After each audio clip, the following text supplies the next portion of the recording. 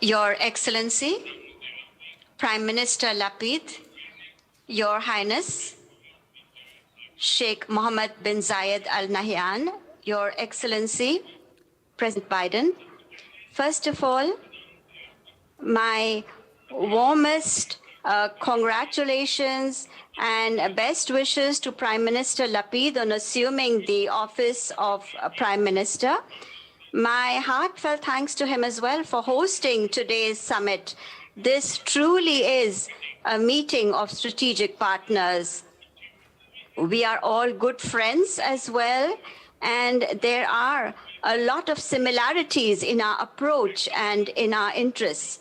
Excellencies, Your Highness, the I2U2 has established a positive agenda from its very first summit today. We have identified joint projects in several areas and have also made a roadmap to take them forward. Under the I2U2 framework, we have agreed to increase joint investment in 6 important areas: water, energy, transport, space, health, and food security. It is clear that both the vision and agenda of I2U2 are progressive and practical. We can give an impetus to our agenda by mobilizing the mutual strengths of our countries, that is capital, expertise, and markets, and we can make an important contribution in this way to the global economy. In the midst of increasing global uncertainties, our cooperative framework is also a good model for practical cooperation. I am sure that with the I2U2, we will make an important contribution at a global level in the areas of energy security, food security, and economic growth. Thank you. The Honorable President of the United States, Joe Biden, the Honorable President of the United Arab Emirates, His Royal Highness, Sheikh Mohammed bin Zayed Al Nahyan, the Honorable Prime Minister of India, Narendra Modi. Friends, this group was born several months ago during a dinner at the home of the UAE ambassador in Washington, D.C. We sat around the table and spoke about how, after we get control over the pandemic, anyone trying to go back to how things used to be would fail. Anyone who understands that we live in a new world with new challenges would succeed and flourish. That dinner was on a Wednesday evening. A few days later, in what might be a world record in the field of international relations, my friend Dr. Jaishankar, the Minister of External Affairs of India, was already in my office in Jerusalem. Tony Blinken and Sheikh Abdullah bin Zayed were on Zoom, and we held the first summit of this Quad, the I2U2 Forum.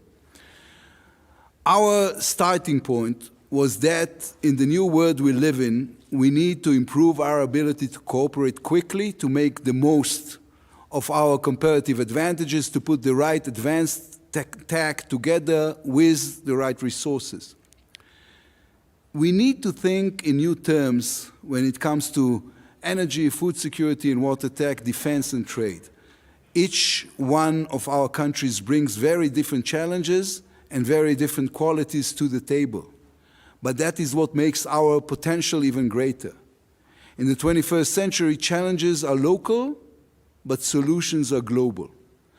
Let me give you 2 quick examples.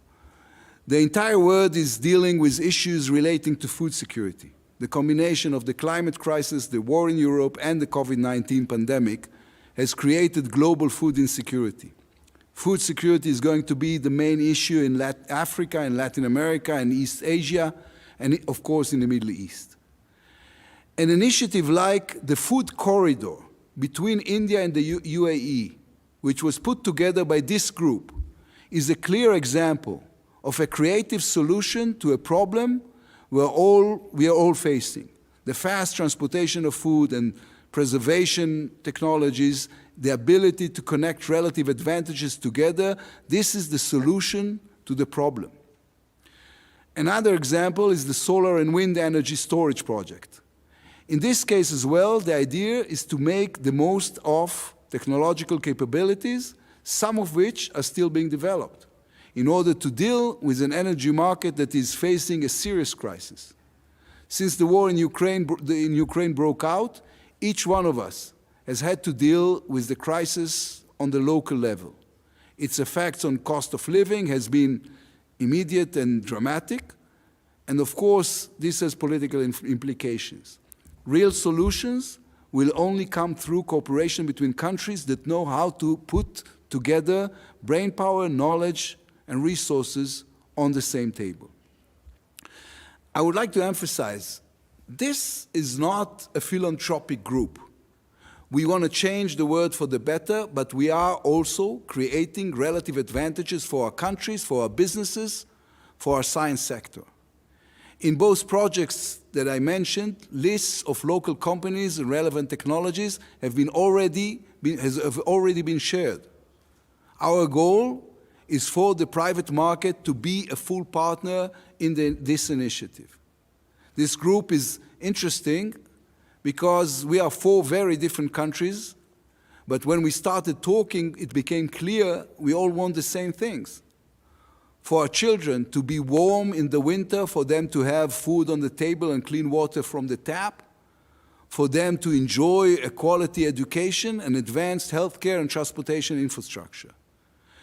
We also want to reduce the damage our generation inflicted on climate and the environment. These are big challenges.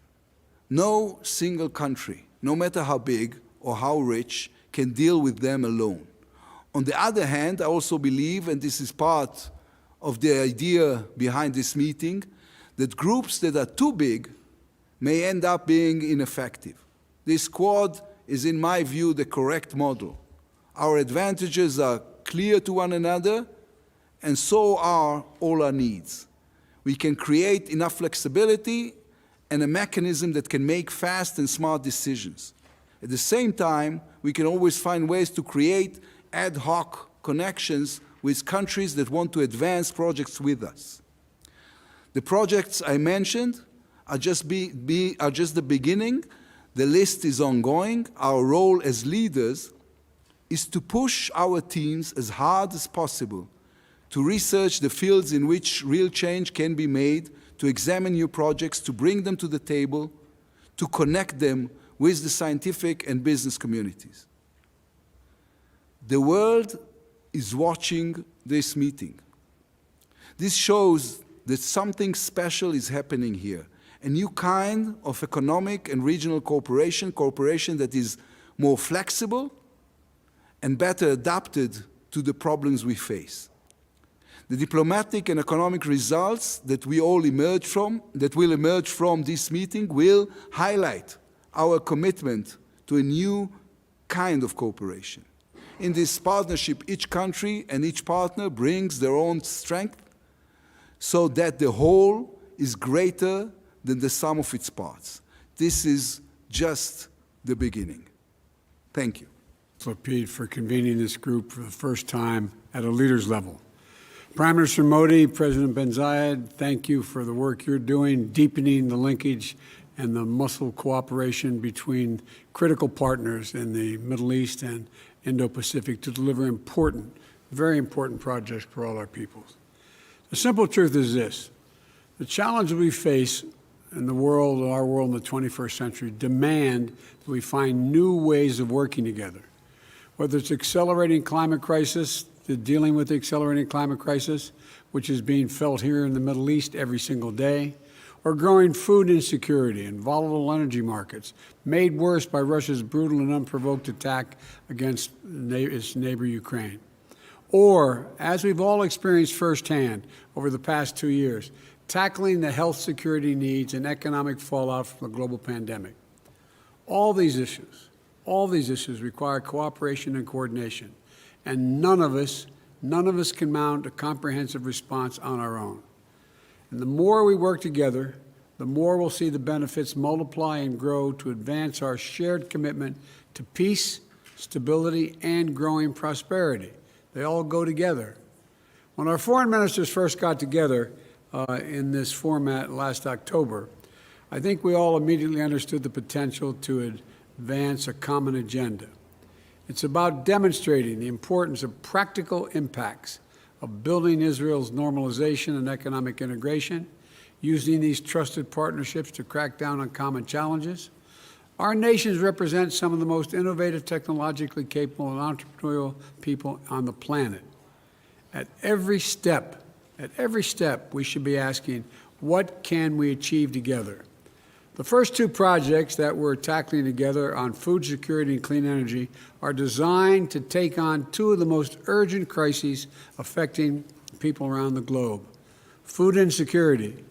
The UAE's investment to develop integrated agricultural parks across India, with the support of the American and Israeli private sector experts, has the potential to sustainably increase India's food yields in the region threefold in just 5 years.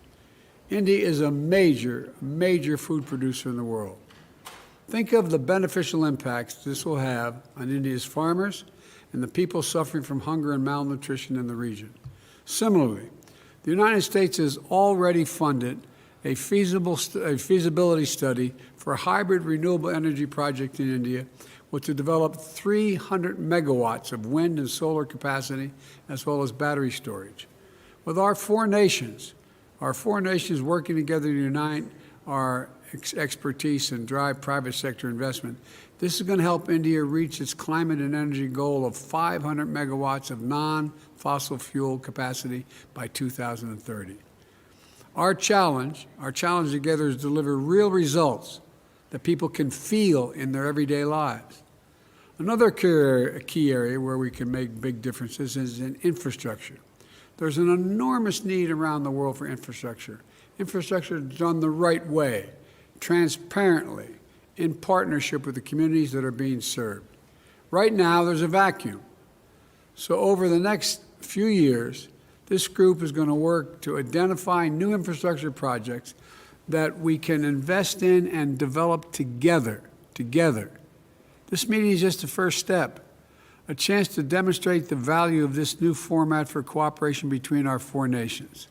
And I'm looking forward to staying closely connected and engaged at the leaders' level as we build out the scope of the I2U2 and work together for everyone. We can do a great deal if we stick together. So I want to thank you all for agreeing to proceed this way. I think we can do some great things. Thank you.